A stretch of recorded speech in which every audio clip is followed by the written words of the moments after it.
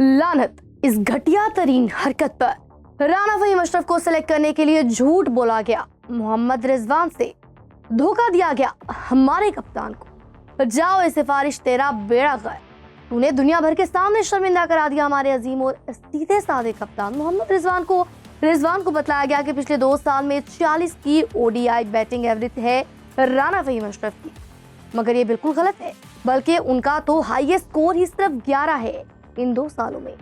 ये है वो रिएक्शन जो नेटिजन्स दे रहे हैं मोहम्मद रिजवान की प्रेस कॉन्फ्रेंस पर। मामला ये है कि रिजवान ने फहीम अशरफ की सिलेक्शन के जवाब में कहा कि पिछले 2 साल में 40 की बैटिंग एवरेज है राना जी की ओडीआईज में, इसी वजह से उन्हें सेलेक्ट किया गया। लेकिन इस पर senior sports journalist Sanaullah Khan ने बतलाया कि 11 का हाईएस्ट है रन राना जी का इस अरसे में है। इस पर रिजवान ने पहले तो कहा कि हमारे पास सारे स्टैट्स मौजूद हैं, इसके बाद कहने लगे सॉरी गलती हो गई, वनडे इंटरनेशनल नहीं बल्कि लिस्ट ए मैचेस में 40 की बैटिंग एवरेज है फहीम अशरफ की पिछले 2 बरस में।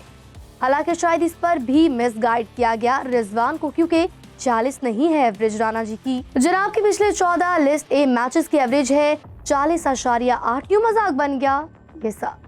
देखिए, पहली बात तो ये कि अगर तो वाकई मोहम्मद रिजवान से झूठ बोला गया कि फहीम अशरफ की 40 की ओडीआई एवरेज है 2 साल में, तो इससे बड़ा जुर्म कोई और हो ही नहीं सकता। जिस शख्स ने भी ये जुर्म किया है ना, उसे सख्त से सख्त सजा देनी चाहिए, इंक्वायरी होनी चाहिए इस मामले की।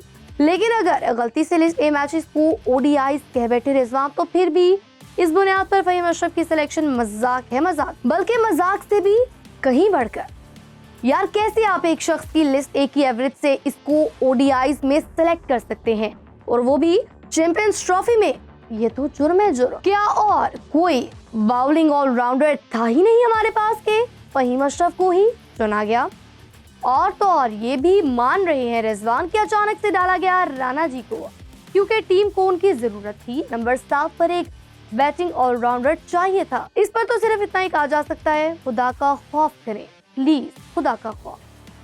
खैर, रिजवान के इस जवाब का असर ये हुआ कि लग ये रहा है कि फहीम अशरफ तो गए, क्योंकि जरा के मुताबिक सिलेक्शन कमेटी का इजलास हुआ है मोहम्मद रिजवान की प्रेस कॉन्फ्रेंस के बाद। इस इजलास में गौर किया गया स्क्वाड की तब्दीली पर, और ऐसा महसूस हो रहा है कि फहीम अशरफ को निकाल बाहर किया जाएगा स्क्वाड से, किसी भी वक्त ये खबर आ सकती है। वैसे रिजवान ने अपनी प्रेस कॉन्फ्रेंस के शुरू में ही कहा था कि ऐसी कोई बात नहीं है कि चेंजेस करें हम स्क्वाड में, और ऐसी भी कोई बात नहीं कि ना करें, अपॉर्चुनिटी मौजूद है हमारे पास। अभी 3-4 दिन पड़े हैं कि उन्होंने साफ इशारा दे दिया था कि स्क्वाड में तब्दीलियां तो होंगी, लेकिन मत भूलिए ये बात कि हेड कोच और अमली तौर पर चीफ सिलेक्टर आकिब जावेद ने साफ इनकार कर दिया था स्क्वाड में किसी भी किस्म की तब्दीली करने से। खैर, एवरेज वाले रोले की बात करें ना, तो राना जी की तो पूरे कैरियर में ही 40 की एवरेज है, लेकिन ये बैटिंग की नहीं बॉलिंग की है। दोबारा सुने, 40 की बैटिंग एवरेज है जनाब की, है कोई इस कदर घटिया तरीन बॉलिंग एवरेज वाला तो सामने आए। इसके अलावा रिजवान ने दूसरे स्पिनर की जरूरत से ही साफ इनकार कर दिया, बोले ड्यू फैक्टर होगा, इसलिए 2 रेगुलर स्पिनर्स की जरूरत ही नहीं स्क्वाड में, वैसे भी पार्ट टाइम स्पिनर्स मौजूद हैं, लेकिन अगर स्क्वाड में तब्दीली हुई ना, तो रेगुलर स्पिनर सुफियान मुकीम को जरूर शामिल किया जा सकता है। अब आप कमेंट करके बताएं कि क्या वाकई मोहम्मद रिजवान से झूठ बोला गया या नहीं, और हाँ, वीडियो को लाइक और शेयर जरूर कीजिएगा।